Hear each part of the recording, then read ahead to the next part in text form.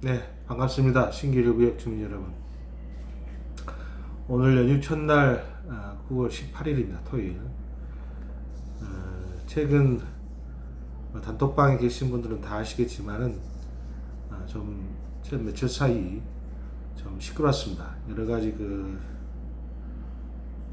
보증 문제를 둘러싸고 서로 상반된 이야기가 나오고 또 그 와중에서 사실관계를 확인하기 위해서 제가 또 관련된 증거 영상을 또 내보내고 또 증거 자료를 또 보내고 하는 와중에 여러 오해가 거의 다 해소되지 않았나 싶습니다.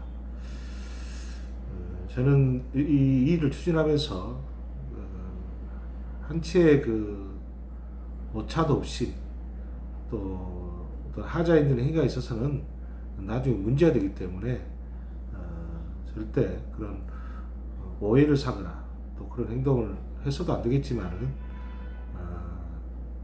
우리 특히 우리 조합원들 권익보호 재산권 수호에 가장 먼저 초점을 두고 중점을 두고 지금 위원장이 일을 수행하고 있다는 점을 다시 한번 여러분들에게 알려드립니다.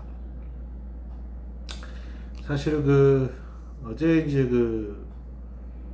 여러 가지 얘기가 나온 것 중에서 서로 쟁점이 되는 부분 몇 가지가 있었는데 그 중에 가장 핵심이 뭐였냐면 사업을 좀 빨리 하고 싶어요. 동의서 얻었으니까. 그래서 67%를 거뒀는데 빨리 이것을 LH가 됐든 구청이 됐든 빨리 갖다 주면 거기서 다 알아서 이제 사업이 되지 않냐. 근데 왜 위원장이 안 갖다 주고 있냐. 빨리 갖다 줘야 사업이 되는데 이런 이제 조급한 심정, 사업을 하루라도 빨리 서둘러서 하고자 하는 심정은 제가 충분히 이해하겠습니다. 그러나 제가 누차 설명드렸고 도표까지 드려서 보여드렸지만은 이 재개발 사업도 그렇고 모든 일은 다 이렇게 추진 절차가 있고 일정이 있어요. 가령 제가 영등포구청에 지금 여러분들이 내신 동의서, 지금 이 동의서 이거 출력이 왔는데 이거 보시면 수신 보이죠? 이 동의서입니다. 여러분들의 동의서, 정비계획 위반 제한 동의서인데 이 동의서를 여러분들이 지금 저희한테 쓰신 거예요. 그럼 수신이 누구냐? 여기 보면 영등포구청장 귀하로 되어 있습니다. 그죠? 이것은 LH에 제출하는 게 아니라 영등포구청장에 주는 거예요. 왜 그러냐면 정비구역을 신청하고 이후에 이제 지정고시하는 위반권자 내지는 지정권자는 영등포구청과 서울시장이 되는 거예요. 영등포구청장과 서울시장이 위반 및 지정권자가 되는 거지. LH가 이걸 지정하고 위반하고는 권한이 없기 때문에 이것은 영등포구청장에 일단 저희가 신청을 해야 됩니다. 신청.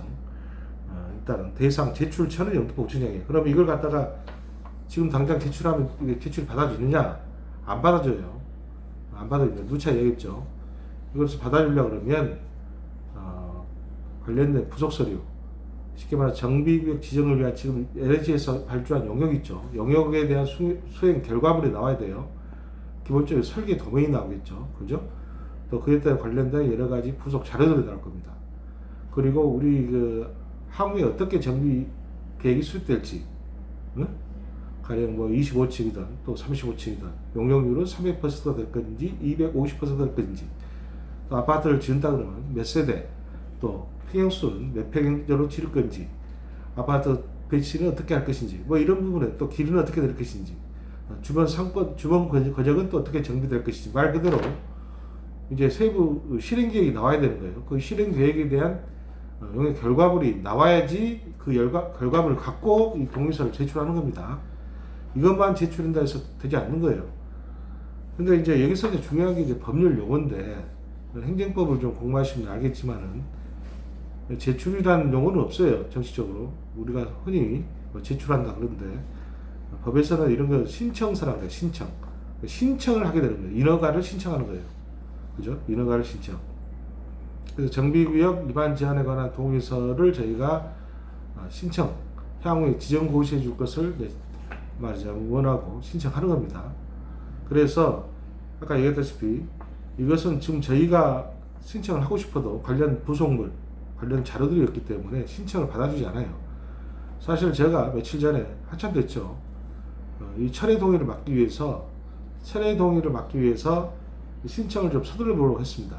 부속물이 없더라도, 아까 그런 부속 자료 용역 결과가 없더라도 이 동의서만 갖고 어떻게 해서 신청서를 작성해서 영등포구청에 신청서를 접수하려고 그랬어요. 근데 구청에서는 법에가 다 나와 있어요. 신청하려면 이 동의서 갖고 신청하는 게 아니기 때문에 관련된 부속 자료가 있어야 되고, 그 신청일로부터 또 90일 이내에 회신을 줘야 돼요. 근데 아무런 부속 자료도 없이 이 동의서만 갖고 아무런 정비계획에 대해서 내용을 알지 못하기 때문에 기본적으로 신청 자체가 되지 않습니다. 제출을 할 수 있겠죠. 제가 오늘이라도 이 제출 동의서 영등포가 갖다 주면 캐비넷에 그냥 처방을 옵니다. 그냥 넣을 수 있어요. 그래가지고 나중에 12월 달에 그게 나오면 뭐 그렇게 할 수는 있겠지만은, 지금 당장 이것을 제출할 수 없고, 제출을 할 수 있겠지만은 받아주지 않으니까 제출도 못하는 거죠. 아무튼 신청 자체는 지금 현재 할 수 없다 라는 분들 여러분들에게 이제 얘기 드리고, 또 하나 지금 논란이 된 사안 중 하나가 이 동의서 이 중간에 보면 이 공공재개발을 하면서 동의서 양식을 새롭게 만들었는데, 이게 이제 주민제한 방식이라 가지고 여기 보면 이제 토지 소유자가 법 26조 1항 7호 및 8호에 따라 토지주택공사, 토지도 가로 열고 한국토지주택공사, 서울주택도시공사, LHS죠 또는 사업시행자를 지정한다, 이렇게 이런 문구가 들어가 있어요. 이 말은 뭔 말이냐면, 이 정비구역 지정 제한서를 제출하면 정비구역 제한도 동의하지만, 정비구역도 지정하는 것도 동의하지만은 이 LH나 SH, 우리 같은 경우 LH죠. LH를 가령 사업시행자로 지정하는 대로 동의한다는 거예요. 그러니까 동의를 두 개를 동의한다. 원래 동의서가 두 개 따로따로 있어요. 근데 이게 하나 더 묶어놓은 겁니다, 말하자면. 그래서 이 문구를 중간에 넣어놨어요, 말하자면. 별점식으로. 근데 원래 이 양식의 원 제목은 정비구역 제한 동의서입니다. 동의서인데 이 중간에가 내용이 들어갔어요. 이 중간 내가 26조 제1항 뭐 이렇게 7호, 8호 뭐 이렇게 이제 관련된 그 근거 법령을 표시해가지고 넣어놨는데, 이제 이걸 잘 봐야 돼요. 그래서 이제 혹자들이 이제 몇 분 그 우리 추진위 관계자들이 오해하고, 또 LH 관계자들도 이게 대해서 어떻게 이제 얘기를 했는지 모르겠지만은 상당히 오해를 하고 잘못 알고 있는 부분이 있어요. 뭐냐면, 이걸 연말에 그래 제출하면 용역서가 나와가지고 이걸 제출하면 다 사업 시행자까지 지정되는 거 아니냐? 여기다 사업 시행자 동의합니다 했기 때문에 이렇게 지금 생각하고 있는 겁니다. 근데 그게 아니고, 연말에 이게 신청을 하게 되면 정비구역은 신청이 되는 거예요. 여기 결과물을 갖고 아까 얘기했죠. 그렇지만은 이 사업 지정자는 동의로만 간주할 뿐이지 신청 절차는 별도로 있습니다. 자, 여기 보면 아까 관련법이 지금 도정법 제 26조 1항 7호 8호 얘기 나왔죠. 자, 그럼 관련법 7호 8호를 제가 해석해 드리겠습니다. 8호가 뭐로 되어 있냐? 자, 재개발 공공시행자, 지금 LH를 말한 거죠. 우리 같은 경우 LH는 이제 예를 들어 8호를 보겠습니다. 해당 정비구역의 토지면적 2분의 1 이상의 토지 소유자와 토지 등 소유자의 3분의 2 이상에 해당하는 자가 두 개를 충족해야 되는 거예요. 50% 그리고 67%. 사람 숫자로 3분의 2, 땅 숫자로 땅 면적으로 반. 그러니까 시장 군수 등 토지주택공사를, 우리는 토지주택공사죠. LH를 사업 시행자로 지정할 것을 요청하는 때, 이 경우 제14조 제1항 제2호에 따라 토지 등 소유자가 정비계획의 위반을 제한한 경우 위반 제한에 동의한 토지 등 소유자는 토지주택공사 등의 사업 시행자 지정에 동의함으로 본다. 자, 이 말이에요. 지금 여기 나온 거. 네? 그죠? 토지 등 소유가 정비계획 위반을 제한한 경우, 위반 제한에 동의한 토지 소유자, 우리가 동의했죠. 이 소유자는 토지주택공사 등의 사업시행자 지정에 동의한 것을 본다. 동의하는 것을 보는 거예요. 그런데 이제 문제 조항이 있습니다. 이게 5조항이 있어요. 다만 사업시행자 지정 요청 전에 시장 군수 등 제47조에 따른 주민대표의 사업시행자 지정에 대한 반대 의사표시를 한 토지소유자의 경우는 그러하지 아니하다. 무슨 말 알겠죠? 자, 사업시행자의 지정 요청 전에, 그럼 지정 요청이 전에 시장 군수 등 제47조에 따른 주민대표회의에, 그러니까 영등포구청장, 우리 같은 경우 이야기해요. 영등포구청장이나 아니면 주민대표회의에다가 사업시행자 지정에 반대 의사표시라는 것은 아주 간단합니다. A4지에다가 그냥 나 반대합니다, 철회합니다, 내지는 그냥 반대합니다 쓰면 그게 반대가 되는 거예요. 해버리면 이 동의한 것이 말하자면 철회되는 거예요. 없어지거나 철회되거나 아니면 그냥 새롭게 그냥 반대 의사를 표시하는 게 되는 거예요. 그 시점이 언제냐? 사업시행자의 지정 요청 전이에요.